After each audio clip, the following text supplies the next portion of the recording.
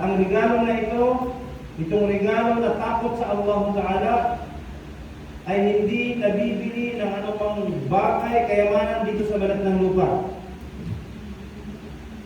Bilang regalo na ibinigay sa atin ng Allah Ta'ala, pagkalipas ng Ramadan, sabi ng Allah sa banal na Quran, Ya ayyuhalladhina amanu, kutiba alaykumus siyam, kama kutiba ala alladhina min qablikum la'allakum tattaqun.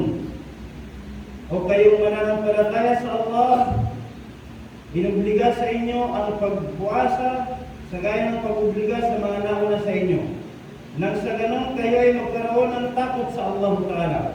So itong takot sa Allah ay regalo mula kay Allah Ta'ala na ibinibigay niya sa buwan ng Ramadan. Ngayon, lumipas ang Ramadan, itong ibinigay sa atin ng Allah Ta'ala na regalo ay wajib, obligado na ating pangalagaan. Itong regalo na ibinigay sa atin ng Allah ay obligado natin pangalagaan. At yun ay ang takot sa Allah Ta'ala. Sabi ni Imam Sufyan al-Thawri rahimahullah ta'ala, at-taqwa al-imtithalu bi awamirillah wal-ijtinabu 'anil nawahi. Ang tinatawag o sinasabing takot sa Allah ay ang pagsagawa sa mga kautusan ng Allah at pag-iwas sa ipinagbabawal ni Allah subhanahu wa ta'ala. Sabi ni Imam Al-Ghazali rahimahullah ta'ala, at-taqwa, ang tinatawag o sinasabing takot sa Allah Ta'ala ay ang paglinis ng puso mula sa kasalanan.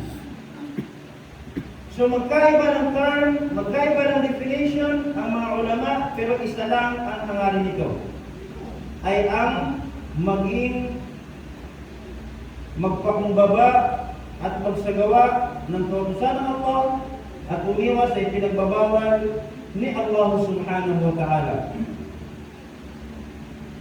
Ngayon, itong takot sa Allah Ta'ala na halos every Jumaat, every muhadara, every seminar, every wasiyat ng ating mga ustaz, mga ulama, na halos ito yung lagi nilang ibinibigay sa atin na usyat, na advice, ang maging takot, matakutin kay Allah subhanahu wa ta'ala. Ano ang takot sa Allah? Sinagot ito ng Allah subhanahu wa ta'ala sa iisang ayat sa Quran. At dito, inistinbat, kinunan ng mga ulama ng definasyon ang ibig sabihin ng takot sa Allah Ta'ala. Sabi ng Allah sa banal na Quran, Laysa 'ala alladhina amanu wa 'amilus salihati junahun fima ta'inu idza mattaqaw wa amanu wa 'amilus salihati thumma ittaqaw wa amanu thumma ittaqaw wa ahsanu wallahu yuhibbul muhsinin. Sabi ng Allah subhanahu wa ta'ala sa banal na Quran, walang kasalanan, walang pagkakamali sa mga taong mananampalataya kay Allah at gumawa ng mga kabutihan gawain noong sila ay kumain o di kaya nakakain, nakainom ng mga ipinagbabawal ng Allah Ta'ala noong panahon na hindi pa ipinagbabawal yung pagkain bawal at inuming bawal. Meaning, may mga ipinagbabawal ng Allah Ta'ala noon sa mga pagkain at inumin na hindi pa ipinagbabawal at nakain ito ng mga Muslim sa panahon ng Nabi sallallahu alaihi wasallam. Bago pa man ipinagbabawal ay kinain na ito ng mga Muslim.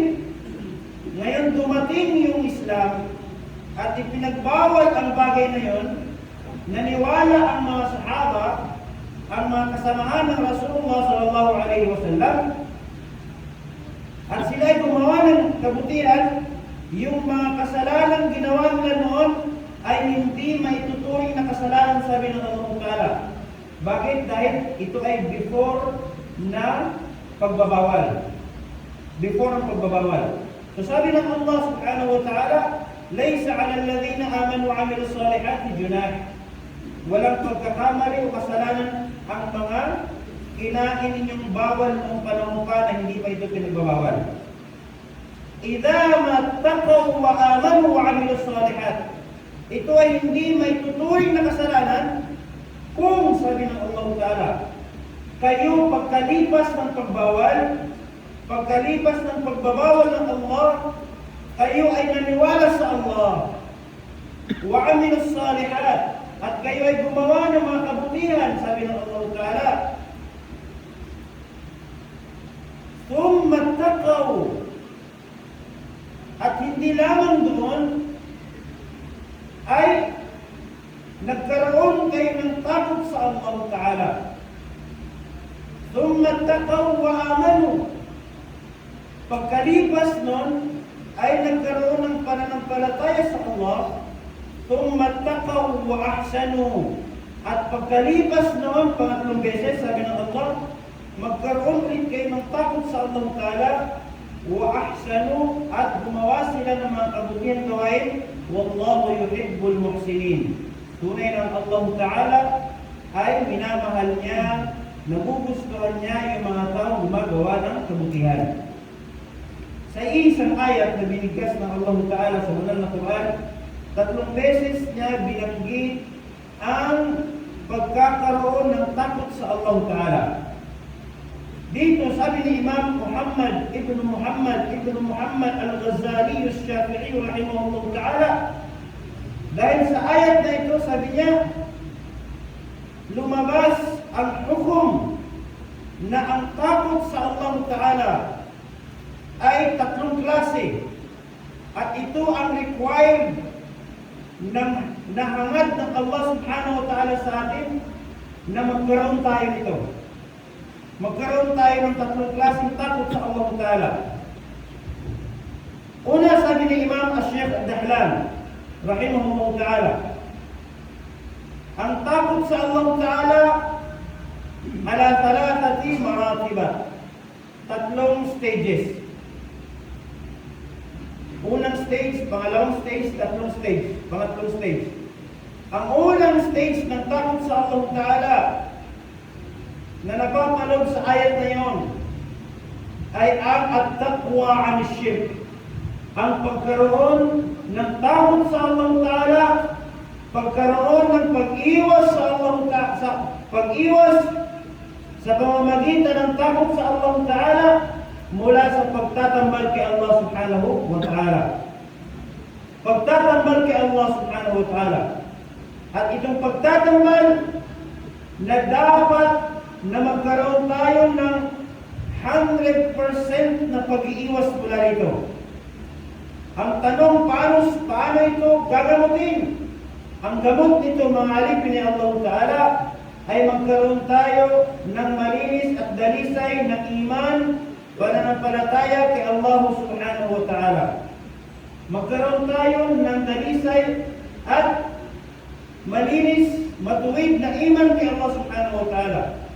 Dahil kapag mayroong matuwid at madalisay na iman ng isang tao, ay napapalayo niya ang kanyang sarili mula sa pagtambal kay Allah Subhanahu wa Ta'ala. Pangalawa, sabi ng Imam Al-Sheikh Dahlan rahimahullah ta'ala, dating mufti ng Makkah sa panahon ng Dawla Uthmaniyah, si Sheikh Dahlan rahimahullah ta'ala, na siyang mufti ng Shafi'iyya sa lugar ng Lupa Hijaz. Wala pa yung mga grupo na mga bago sa mga panahon natin ngayon. Ang dating mufti ng Makkah, Sheikh Dahlan rahimahullah ta'ala, at siya ay Shafi'i sa kanyang madhab. Pangalawa, sabi niya, at-taqwa 'anil bid'ati. Ang pag-iwas mula sa mga makabagong imbento na iniugnay sa agama Islam. Kasali na dito ang pagkaroon ng pag-imbento sa pananampalataya. Marami ngayon ang nagsisulputan ng mga pananampalatayang makabago na imbento na iniugnay sa agama Islam. Tulad ng pagkaroon ng pananampalatayang tatlo ang Diyos, halimbawa. O di kaya ay pagkaroon ng pananampalatayang may mga pisikal na katawan ang Diyos na kanilang sinasamba. O di kaya marami pang mga imbentong mga paniniwala na iniugnay sa agama Islam. Pangatlo, at ang sagot dito, para makaiwas tayo doon, ay magkaroon tayo ng mahigpit na pagsunod sa sunnah ng Rasulullah sallallahu alaihi wasallam. Man ahya sunnati faqad ahabbani, man ahabbani kana ma'i fil jannah. Isang garantisado pangako ng Propeta Muhammad sallallahu alaihi wasallam, ang sino mang bumuhay sa sunnah ng Rasulullah, ang siyang maging kasama ng Propeta Muhammad sallallahu alaihi wasallam doon sa loob ng paraiso. Pangatlo, sabi ng Sheikh Dahlan rahimahullah ta'ala, na dating mufti ng Shafi'iyya sa Makkah al-Mukarramah, at-taqwa 'anil ma'siyati. Ang pagkaroon ng pag-iwas mula sa mga ipinagbabawal na mga kasalanan. Mga kasalanang gawain maksiyat. Maksiyat mula sa mata, maksiyat sa tenga, maksiyat sa dila, maksiyat sa isip, maksiyat sa puso, maksiyat sa kamay, sa paa, maksiyat sa anumang bagay na hindi pinahintulot ng Islam.